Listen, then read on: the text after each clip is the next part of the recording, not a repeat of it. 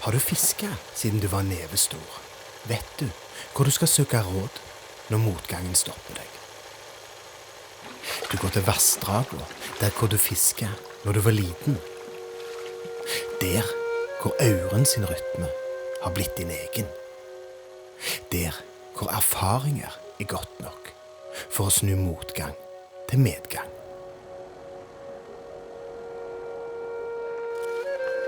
For en dårlig vår kan ikke ta motet fra en fluefisker. For auren eier den han lokker på. Og når han kaller, så går fiskeren ned til elva. For har du først blitt en aurefisker, blir du aurefisker for livet. I år var besøk med barndommen sine bredde helt nødvendig. Forsommeren hadde vært et piscus horribilis. En forferdelig sesongstart. Og en utvei måtte finnes. For Ten Rivers Trip hadde jo så vidt startet. Vi skulle jo videre på fisketuren som aldri tar slutt. Til nye marbakker og strømnakker. Nordover i landet. Jeg bare for å fiske. Lukas flyttet med fiskestonga si til Grong for å gå på skole og for å samle nye erfaringer. Sammen krysser vi amt og grenser. Vi trosser vær og vind og flykter fra en alt for varme sommer her sør. Ut i kjente geografi, men til ukjente elveløp og bekkefar. For nå skulle Ten Rivers Trip til Trøndelag.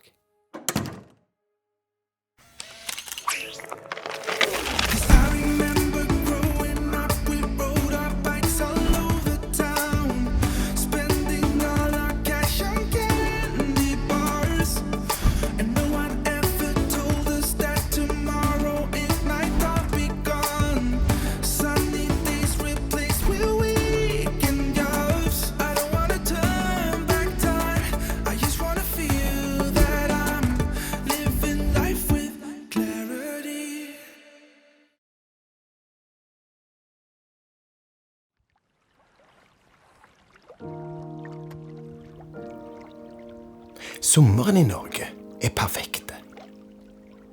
Kalde, våte og med sjeldne glimt av sol. Men akkurat nok til å vekke insekter og fisk til liv. Denne sommeren ble merkelige. Historisk varme og knusk tørre. 33 dager med varmere vær enn det sydenturister betaler dyrt for. Og ikke en dråpe med regn. Elvene, de tørka inn. Det kalde fjellvatnet ble badevarmt, og fisken mest kvalt. Derfor måtte mange elver stenge. Flere plasser her øst ble fiske uforsvarlig. Men på så låg vannstand som dette her, så velger vi egentlig å la være å fiske. Derfor bestemte vi for å vende nasen den andre veien. Høyere opp og lengre nord.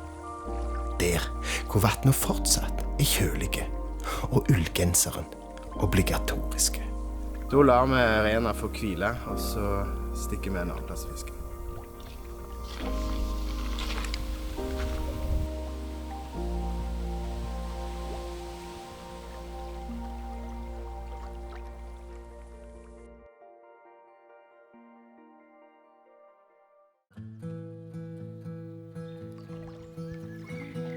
Med den varme sommeren i sør lå håpet lenger nord.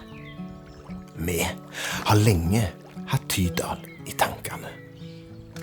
Den lille kommunen. Høyt til fjells lokker vi kjølige vatten, friske natur og aure i verdensklasse. Og skal du prøve å finne tilbake til deg selv igjen, riste av deg en dårlig forsesong og komme i Auren sin betraktning, ja, da finnes det vel knapt bedre plass enn her i Tydal.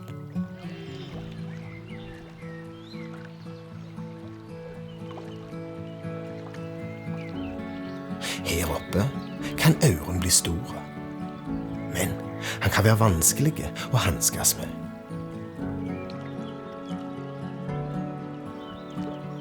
Heldigvis kom vi akkurat tidsnok. Tidsnok til slutten på det som har vært ei fantastiske Danica-klekking. Og når den andre godbeten av et insekt, auriviljen, viser seg, ja, da ligger alt til rette for et godt fiske.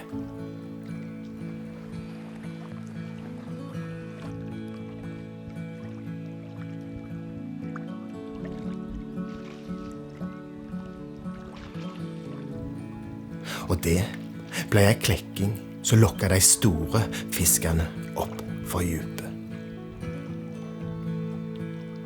Enn det var mulig å komme på talefot med.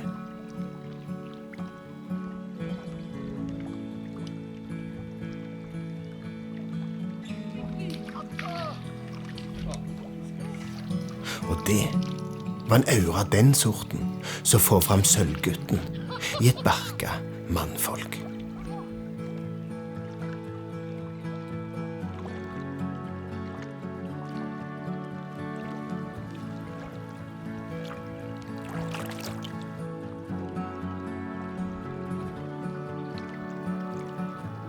Og da er det bare å røyse seg, stramme vadebeltet og ta del i alt det fine Trøndelag har å by på.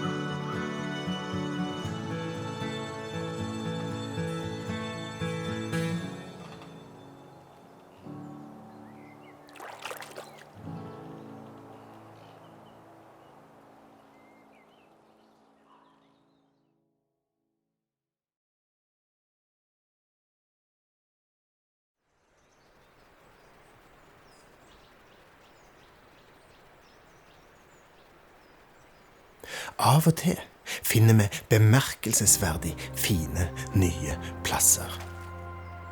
Plasser som er så fine at de får sine egne Ten Riverstrip-navn.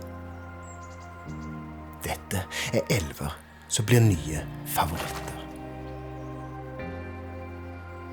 Av gode grunner døpte vi denne plassen til Danielsson.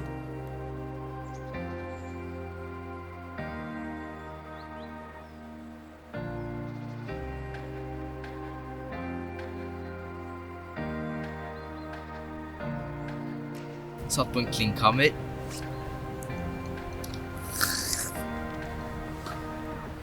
Yes.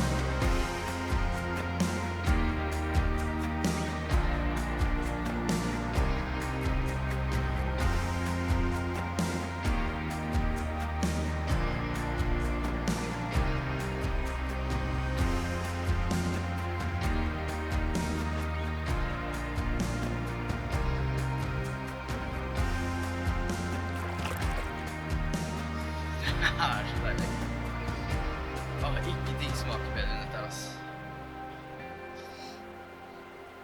Ærlig.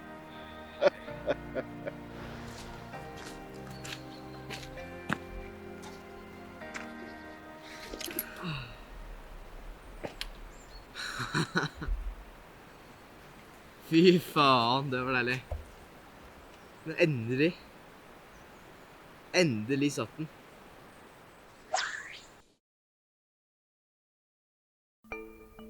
På sensommeren klekker vårfluene. På natta. Det liker auren. Men å fiske på natta, ja, det kan by på merkelige utfordringer. Henger flua på? Ja, den gjør det. Knuten holdt i hvert fall. For å si sånn da, snella eller knuta, da er det snella som skal holde, i stedet for den knuta, ass.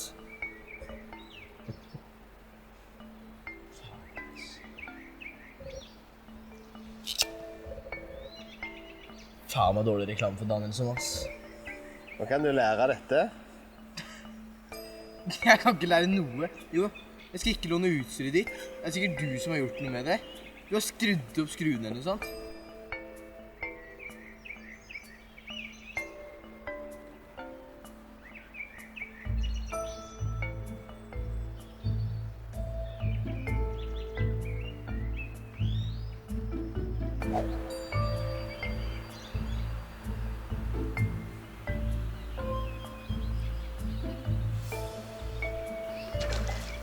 Ja da. Nei.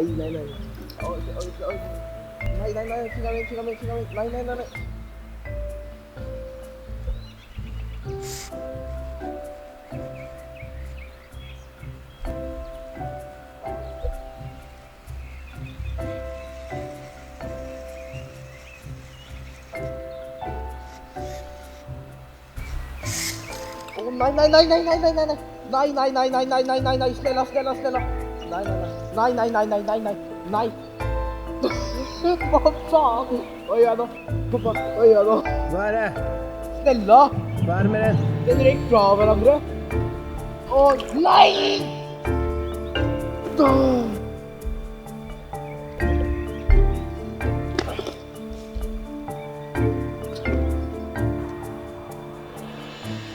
Faen!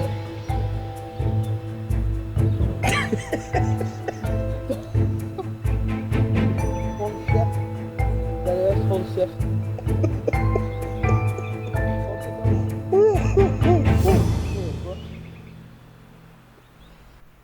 Feste hopper av.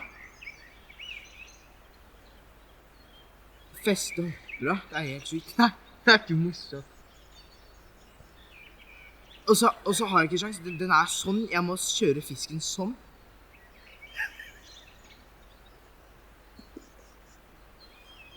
Det sier seg selv at jeg ikke får den da. Men jeg må kjøre fisken sånn.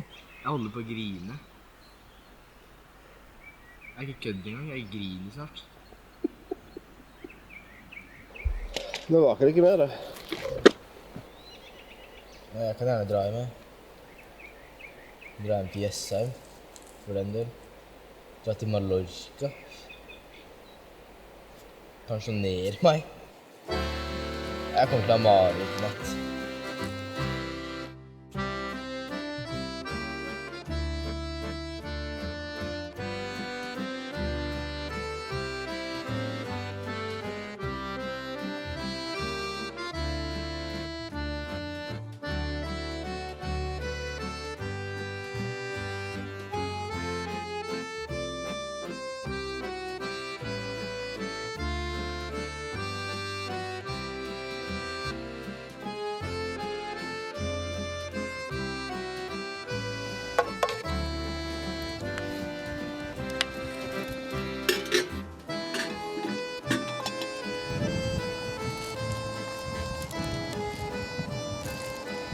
Ja, hvordan går det med matlaging?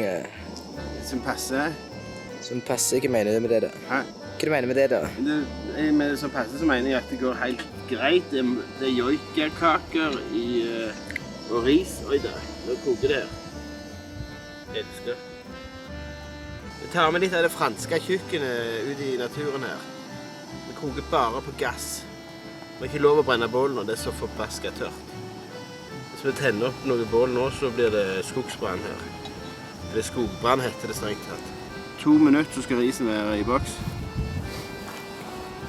Da er joikene på, så det blir varme joikekaker og kald ris. Men det får vi bare leve med.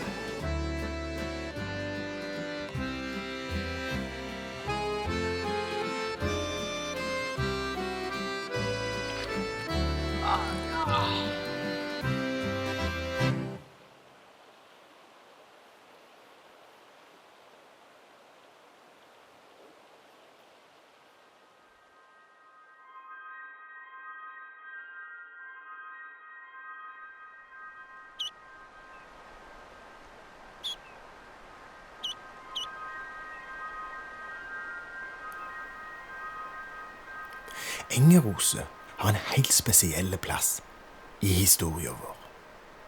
Det er et os som er vanskelig å lykkes i. Men det var her han tok den første auren på tørrflua. Og det var her, blant småfisk, han for første gang brøt den magiske grensa på 1 kilo. Derfor er Engerose kunnskapens kjelle. Det er elvebredda for barndommen, som minner om at den virkelige verdien av en fisketur ikke er store fisk, men vennskap, respekt og naturlig balanse. Yes, det var sesongen 2018. Jeg er ferdig her, stikker til Grong, ses neste år.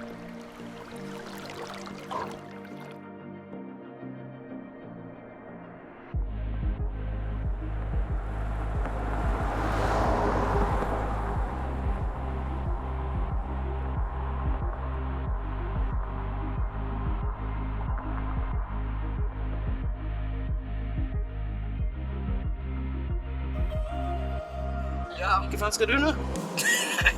Jeg skal fange kongen i dronninga. Namsen. Er det lov å si det?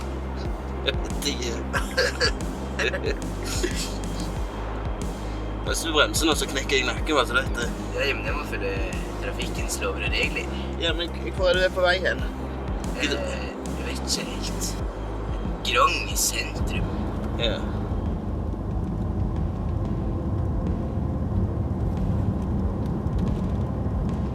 Ja, nå blir det 3 år med skole og fiske her oppe i Grong i Namsen. Første gang jeg får fisk av laks, faktisk. Det gleder jeg meg skikkelig til. Men jeg kommer ikke til å bli laksefisker. En gang ørretfisker og harrfisker. Alltid ørret og harrfisker. Det blir ikke noe laksefisker av meg.